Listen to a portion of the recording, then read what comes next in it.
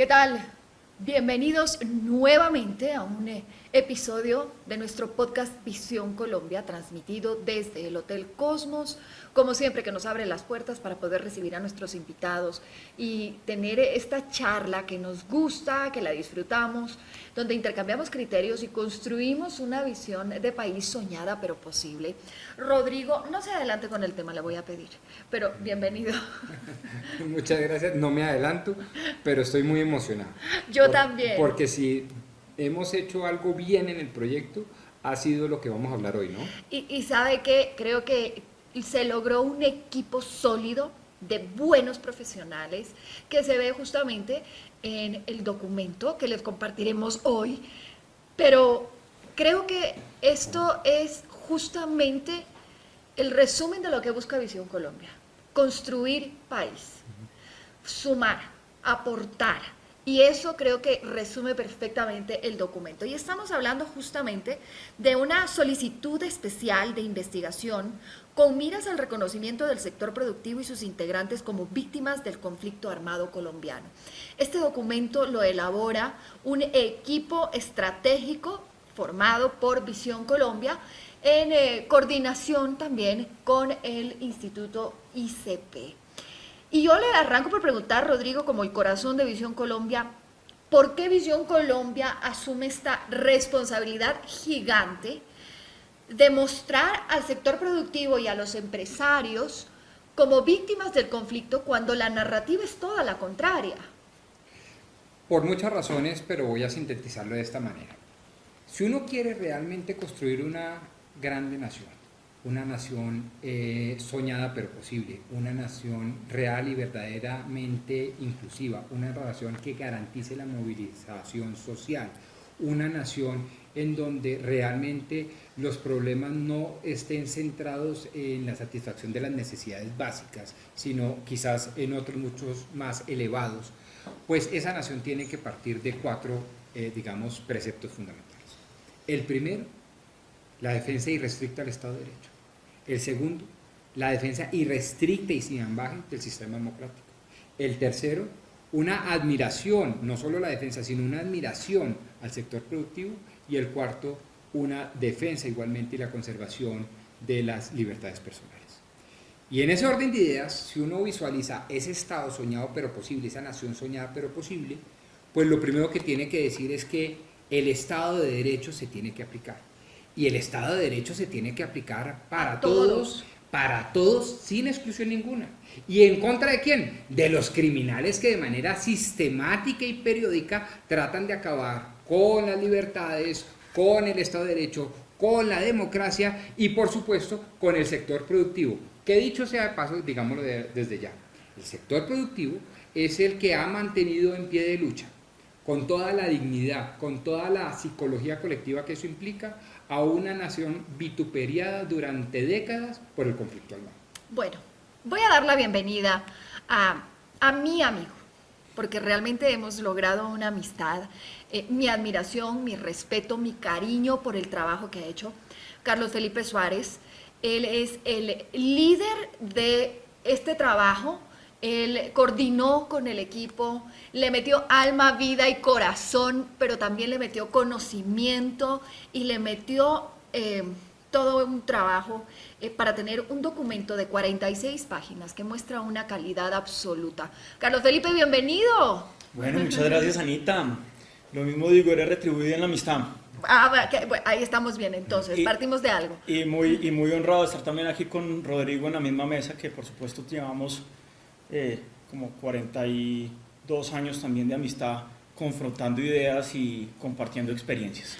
Carlos Felipe, este documento tuvo varios ajustes.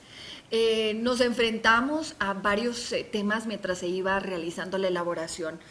Pero algo que teníamos clara es que el sector productivo, los empresarios, fueron sistemática y recurrentemente victimizados por las FARC, por el hecho mismo de la actividad que ellos desarrollaban en diferentes zonas del país. Sí, digamos que el documento tiene tres pilares ahí fundamentales. Lo primero es que el sector productivo se reconozca como víctima colectiva. Y ahí hay un cambio de paradigma, digamos, desde el punto de vista jurídico, porque lo que pasa hoy es que cuando una víctima es reconocida como víctima, es reconocida normalmente como víctima individual, que fue lo que pasó. El señor empresario que fue secuestrado, extorsionado, o que fue vacunado o le destruyeron los recursos, pues ese señor tiene, digamos, la posibilidad de ir y acreditarse ante la JEP y pedir que le restituyan ese derecho. Básicamente debería tener derecho a que le paguen el camión que le quemaron, a que le restituyan los derechos, el tema de la libertad, cómo restituye uno el tema de la libertad que se perdió, el tiempo que se perdió, eso es todo un tema, el miedo que se genera. Pero cuando tú ya hablas de víctima colectiva, lo que estamos alumbrando en este caso es que se están afectando derechos de la colectividad. Fíjate que ya no es la pérdida del patrimonio personal de la víctima, sino que estamos hablando de la libertad económica. Y ese es un interés de la nación que además, como bien lo decía Rodrigo ahorita, está reconocido en la Constitución Política de Colombia. Y hasta donde yo sé, con el acuerdo de paz, las FARC o los miembros que pertenecían a las FARC se están reinsertando al Estado colombiano. Y al reinsertarse al Estado colombiano, tienen que reconocer la importancia del sector productivo como uno de los pilares de la nación. Y eso significa que la tienen que respetar. Y al tenerla que respetar, tienen que reconstituir los derechos que le violaron durante tanto tiempo. Porque el Estado en ningún momento perdió la guerra. El Estado lo que hizo fue un acto, en mi opinión, un acto de paz, diciéndoles, vengan, los oímos, pero a ustedes les toca acogerse a las reglas de derecho que existen en el país. Y eso significa tener que respetar la Constitución. Y en el marco de la Constitución está ni más ni menos que el libre mercado como pilar fundamental del Estado. Ahora, para reconocer a esto, tenemos que arrancar por definir el sector productivo. Es decir, o sea, estamos hablando de quién cuando decimos el sector productivo. Estamos hablando de ese gran empresario, estamos hablando del dueño de esa tienda de misceláneas en el pueblo, estamos hablando del gremio de los transportadores. ¿Cómo llegar a una definición que abarque a todos, que no excluya a nadie y que se llegue a entender justamente lo que queremos profundizar y mostrar? Pues fíjense ustedes, y señores oyentes, que ese fue uno de los grandes retos acá, porque cuando nosotros tratamos de encuadrar al sector productivo como víctima colectiva, pues de acuerdo por lo menos a los pronunciamientos de la Corte Constitucional, no encuadrábamos. Y lo que nos dimos cuenta es que precisamente la Corte Constitucional está en construcción del concepto de víctima colectiva.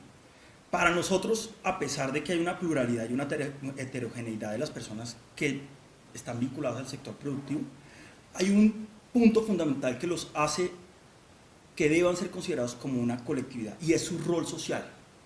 El rol social del sector empresarial y cuando hablo del sector empresarial estoy hablando del sector empresarial tanto formal como informal, es decir, todas las personas que participan dentro de la economía de libre mercado. Estamos hablando de el señor que suministra insumos, fertilizantes en el sector agrícola, el de la gasolinera, el señor que presta los servicios de transporte con sus colectivos en un municipio, hasta los grandes empresarios.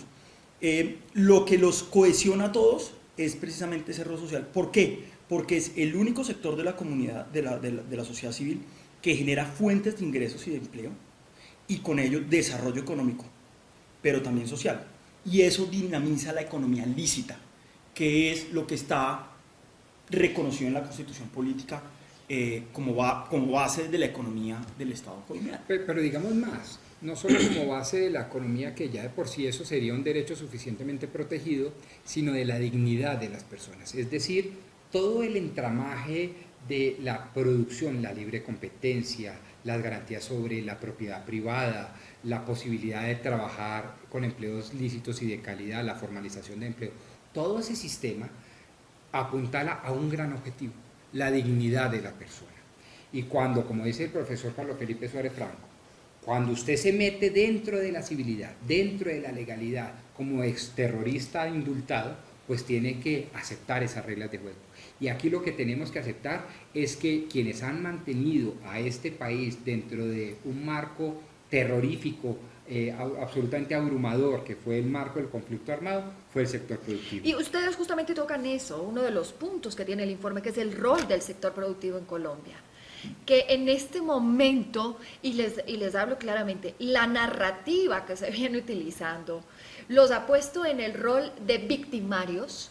Es más, Carlos Felipe, usted me va a dar la razón que cuando estábamos empezando y arrancando con este informe, incluso el acercarnos a varios magistrados de la JEP les parecía insólito y burlesco que podamos nosotros decir que empresarios o el sector productivo eran víctimas acá. Sí, eso es verdad. Y es verdad que la narrativa, digamos que se está tomando, digamos, parte de la opinión de la justicia transicional, espero que no toda, ¿cierto? Ha considerado al sector productivo como victimario. Entonces, pues yo no sé si ser victimario es producir empleo, yo no sé si ser victimario es cada mes pagar un salario a las personas para que tengan su sustento en su familia. Yo no sé si ser victimario es, por ejemplo, en el caso del sector formal, pagar los parafiscales. Yo no sé si ser victimario es pagar impuestos, y llamo la atención en que el sector empresarial es el que paga la mayor parte de los impuestos en este país. Pero yo creo que eso es un error conceptual. Yo no creo que esos sean los victimarios. Los victimarios son los que cometen delitos contra la población civil, de uno u otro bando, ¿sí? Entonces, efectivamente es dialéctica decir que el sector empresarial, porque fue extorsionado, porque en contra de su voluntad tuvo que pagar plata, apoyó financieramente a uno u otro bando. Eso, fuera de eso, es, además de ser una mentira, ¿cierto? Es canalla, es canalla. Es canalla, es una afrenta contra la dignidad de las personas y yo creo que ustedes, cualquier persona que trabaje en términos de competitividad sabe, los empresarios que han tenido que ir a emprender en zonas de conflicto en este país han tenido que afrontar el riesgo país. Riesgo país es que es más difícil hacer empresa en Colombia porque hay una situación de violencia, y hay aún una situación de violencia. Pero entonces, los tipos me refiero a los empresarios, de todos los niveles, desde el más chiquito hasta el más grande, ponen en riesgo su patrimonio, se comprometen a pagar unos salarios, se comprometen a ofrecer bienes y servicios de unas calidades específicas a unas comunidades, y fuera de eso los atacan, les usurpan sus derechos, los limitan, los roban, les rompen su propiedad, los secuestran, los asesinan, y resulta ahora que esos señores, por haber pagado en contra de su voluntad para sobrevivir, resultaron ser financiadores de la guerra. Eso es un discurso que por lo menos yo como colombiano no me lo creo, ni creo que nos lo debemos dejar meter. Ahora, algo también es cierto, hay aquí lo que dicen, bueno, ¿y qué buscan? ¿Y qué quieren? Ok, ¿qué es lo que quieren los empresarios? Y les digo con la narrativa que erróneamente se ha utilizado. Pues si ellos tienen el dinero, si ellos son los ricos, bueno, ¿qué quieren? ¿Más dinero? Porque creo que eso es importante dentro de nuestro informe, Rodrigo. ¿Qué estamos solicitando? ¿Qué estamos pidiendo? Yo le hago la antesala a la respuesta al profesor Suárez, que fue el director de la investigación, pero yo le hago la antesala de esta manera. En un país soñado pero posible, la inclusión es un verbo rector. Y la inclusión no puede tener limitantes de ningún tipo. La inclusión no solo puede ser para una raza. Vamos a incluir a los negros y dejar por fuera a los mestizos o a los indígenas. No puede ser regional. Vamos a incluir a los raizales de San Andrés, pero vamos a excluir a todo lo que tenga que ver con continente territorial. Vamos a incluir a las comunidades vituperiadas injustamente a lo largo de la historia, el LGTBI, pero en contra de excluir a la gran mayoría. Eso no puede ser. Nosotros queremos dar un ejemplo de inclusión verdadera, de inclusión total, integral, holística. Y este es un buen caso. Lo que estamos diciendo es que aquí las víctimas fuimos todos, desde los más ricos hasta los más pobres. Quizás cuantitativamente se pueda decir que fueron precisamente los menos favorecidos. Estoy hablando la dueña de la miscelánea que emprendió una microempresa, o el transportador que con 2 buses trataba de ofrecer unos buenos servicios, o el agricultor que tiene 10 cabezas de ganado, con 10 cabezas de ganado, es el ganadero, digamos, o el agricultor. Exacto, estoy totalmente de acuerdo. La lógica de la inclusión es una lógica maravillosa siempre y cuando se entienda bien. Esa es básicamente la antesala. Entonces, espérese, antes de que se vaya a esa antesala, se me viene una pregunta, Carlos Felipe. ¿Por qué En ningún momento nadie levantó la voz. Somos el primer informe que se presenta con esta narrativa o con esta inquietud y con esta solicitud hacia la JEP. Aquí Mira, hubo falta de voluntad, hay falta de conocimiento. ¿Qué? Susto quizás también. Miedo por parte de los empresarios que tampoco quieren hablar. ¿Por qué? Pues hay varios factores. Yo lo que he reconocido hablando con diferentes víctimas del sector productivo y como lo dice Rodrigo, desde las más chiquitas que son las que proporcionalmente tienen el mayor daño, el mayor perjuicio, porque si yo soy dueño de 10 vacas y me roban 9, me quitaron el 90% de mi patrimonio, ¿no? Eso es muy grave. Esas personas no se consideran, no han considerado que estemos en post-conflicto. O sea, para ellos su realidad del día a día, estamos en un conflicto. Y siguen Y en un sobreviviendo. conflicto como en el que han vivido y siguen viviendo, ellos, aprendiendo a ser camaleones, se siguen camuflando. ¿Qué significa que se siguen camuflando? Ellos aprendieron durante 40 años que ser visibles es un riesgo contra su seguridad personal. ¿Qué es lo que están haciendo? Pues no se presentan ante estos mecanismos de justicia transicional precisamente porque no quieren visibilizarse. Tienen miedo de que en el marco del conflicto que siguen viviendo, pues vuelvan a ser victimizados o sigan siendo victimizados o ahora revictimizados.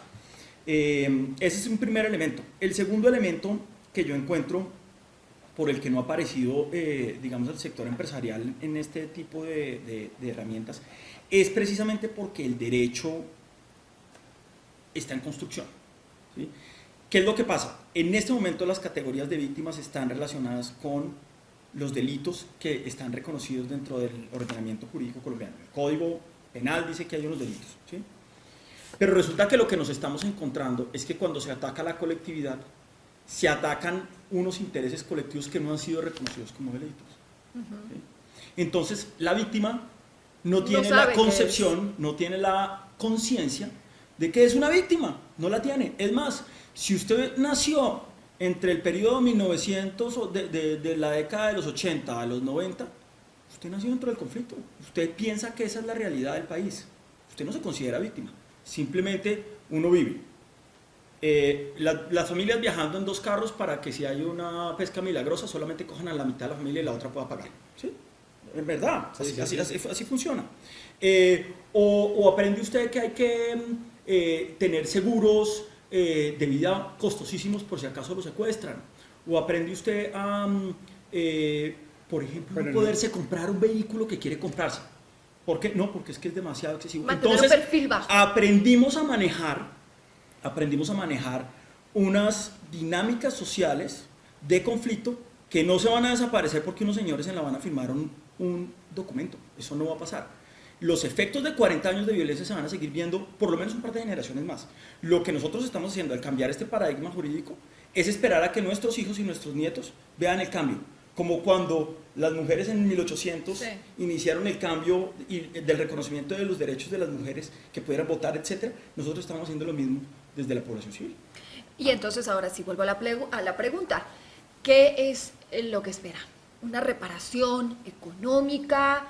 Un reconocimiento, algo simbólico, como lo hemos venido manifestando? Pero cuando hablamos de algo simbólico, ¿hacia dónde estamos apuntando? No, yo ya introduje, le toca a usted, ahora sí que No, dice el informe. a ver, el informe dice que el informe tiene una solicitud de 3 cosas. Lo primero es que se investigue dentro de 4 de los 7 macrocasos que lo que nosotros estamos advirtiendo fue verdad. ¿Sí? ¿Por qué? ¿Con miras a qué? Con miras a que haya una declaración judicial que diga que el sector productivo fue víctima del conflicto. Eso no ha pasado. O sea, estoy hablando de un hecho notorio, ¿cierto? Que si uno lo mirara desde el punto de vista jurídico, uno diría un hecho notorio no necesita declaración para ser considerado verdad. En Colombia eso no sucede con este caso en particular. Este es un hecho notorio que requiere una declaración judicial para ser considerado una verdad. ¿Listo? Entonces, una verdad a puño, todo el mundo lo sabe. Todo el mundo lo sabe, pero no ha sido reconocido. Número 1, declaratoria. Número 2, que la víctima no solamente fueron los miembros del sector productivo individualmente considerados, sino como colectividad, y eso implica que hay una macrovictimización. Macrovictimización implica que fueron atacados masivamente y sistemáticamente. Ahí téngalo, porque Bien. dentro del informe se habla varias ocasiones, en repetidas ocasiones, de la macrovictimización. Sí. Y ya he recibido en varias oportunidades el qué es, cómo se define, qué Claro, es, claro. cómo, más o menos cómo se come. Sí. Pero Sin perjuicio de que ahorita nos detengamos en el tema, básicamente lo que te decía, declarar el sector productivo como víctima, no a Pedro, Juan, Luis, Gustavo, Individual. sino como colectivo. Exacto. Número 2, declarar que a ese colectivo se le macrovictimizó, y eso implica básicamente dos cosas: uno, que fue masivo, y dos, que fue sistemático. Es decir, esto no ocurrió una vez de manera remota y aislada, no, esto fue una política de las FARC, una política de guerra de las FARC, ¿listo? En contra del sector productivo, por razones ideológicas o por razones de financiación o por ambas. Y tercero, que como fue macrovictimizado, se le generaron unos perjuicios a la colectividad, es decir, hubo unos daños colectivos. Esos daños colectivos tienen que repararse, ¿sí? Entonces yo me pregunto, si el daño colectivo se tiene que reparar y la justicia transicional busca que el centro de la justicia sea la protección de la víctima, ¿no les parece que tiene sentido que a esas víctimas, es decir, al sector empresarial, se le tenga que llamar a la mesa a que sea parte de la redacción de las políticas de paz que lo deben incluir?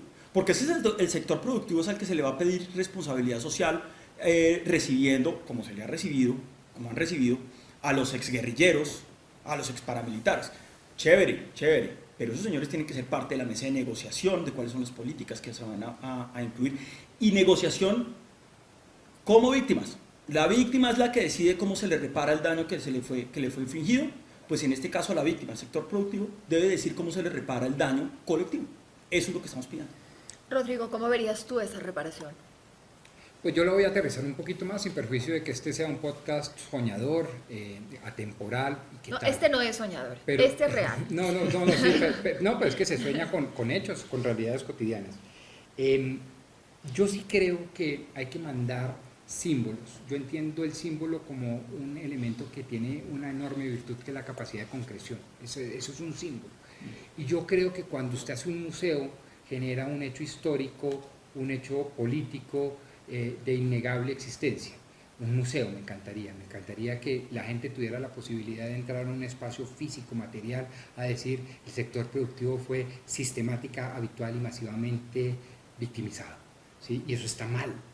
Me encantaría, por ejemplo, tener parques, alamedas, parques nacionales naturales que se llamaran como sector productivo empresarios muy emblemáticos, obviamente secuestrados o asesinados por cuenta y por mano de las FARC.